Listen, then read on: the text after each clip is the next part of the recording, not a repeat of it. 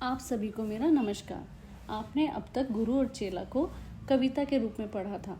आइए आज इसे कहानी के रूप में पढ़ते हैं। आपको परियोजना मिली है, उसमें गुरु चेला कॉमिक्स बनानी है।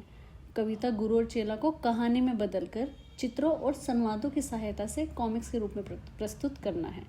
तो कहानी में चित्र भी होने चाहिए और संवाद यानी डायलॉग्स भी होने चाहिए। तो आइए शुरू करते हैं। कहानी बनाने के लिए हमें सबसे ज़रूरी है कि हमारे पास पात्र हों, संवाद हो, वातावरण हो और दृष्टिकोण हो। हमने यहाँ पर ये सभी देने की कोशिश की है। हमारे मुख्य पात्र हैं गुरुजी और चेला। गुरुजी बुद्धिमान है और चेला खाने पीने का शौकीन और थोड़ा लालची है। कुछ पात्र अगर रह जाते हैं आप भी उन्हें जोड़ सकते हैं। अगले पात्रों में राजा, सिपाही, हलवाई और अन्य दरबारी हैं। राजा तो बिल्कुल मूर्ख और नासमझ। पहला दृश्य आता है नगरी में आगमन। गुरु और चेला घूमते घूमते एक बहुत सुंदर नगरी में पहुंचते हैं। वहां की सड़कें साफ हैं, लेकिन वहां कोई भीड़ नहीं है। तभी उन्हें एक ग्वालिन मिलती है।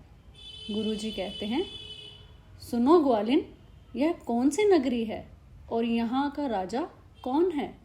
ग्वालिन कहती है, महात्मा जी, यह अंधेर नगरी है और यहाँ के राजा का नाम अनबुझ है। यहाँ सब कुछ टकासेर मिलता है। चेला हैरान हो जाता है, क्या यहाँ टकासेर हल्दी और टकासेर ही मलाई बर्फ भी मिलती है? वाह, यह तो स्वर्ग है।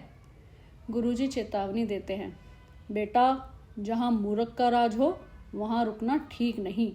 यहाँ कभी भी मुसीबत आ सकती है। चलो यहाँ से। चेला कहता है, नहीं गुरुजी, मैं तो यहीं रहकर छक कर मिठाई खाऊंगा, आप जाइए।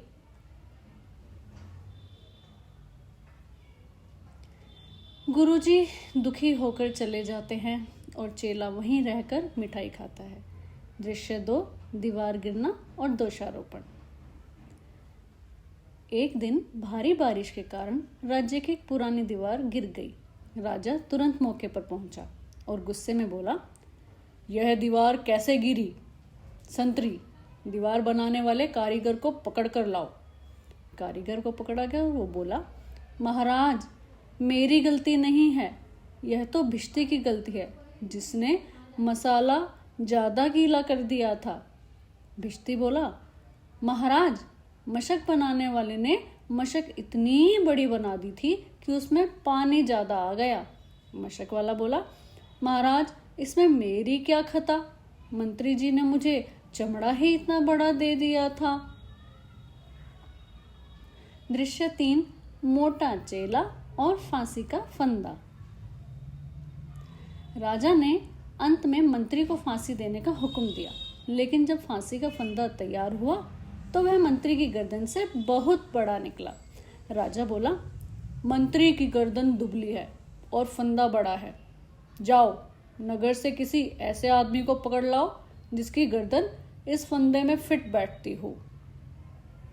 सिपाही गए और हलवाई की दुकान पर खाते हुए चेले को देखकर बोले, अरे भाई, तुम बहुत मोटे हो गए हो, चलो, महाराज ने तुम्हें बुलाया है। चेला डरते हुए बोला, पर मैंने क्या किया है? मैं तो बस मिठाई खा रहा था। सिपाही बोले, बहस मत करो, फांसी चढ़ने का समय आ गया है। दृश्य 4, गुरुजी की चतुराई। जब चेले को फांसी के पास लाया गया तो उसने अपने गुरुजी को याद किया। गुरुजी अपनी दिव्य शक्ति से वहां पहुंच गए। गुरुजी ने चेले के कान में फुसफुसाया, घबरा मत, जैसा मैं कहता हूँ वैसा कर। गुरुजी ने राजा से कहा, महाराज रुकिए, पहले मुझे फांसी चढ़ाइए। चेला बोला, नहीं महाराज, मैं मोटा हूँ, पहले मैं चढ़ूंगा।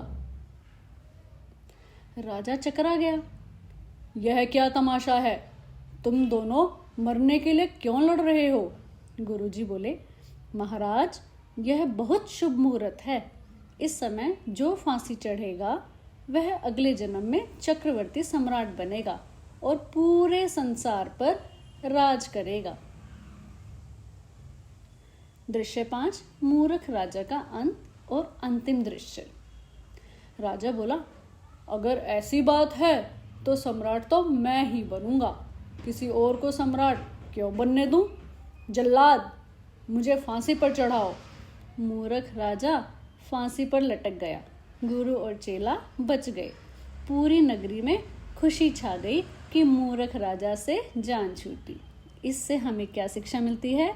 मूर्ख की संगत हमेशा खतरनाक होती है बच्चों, और संकट के समय बुद्धि ही काम आती है। तो कभी घबराना नहीं, बल्कि दिमाग से काम लेना। धन्यवाद।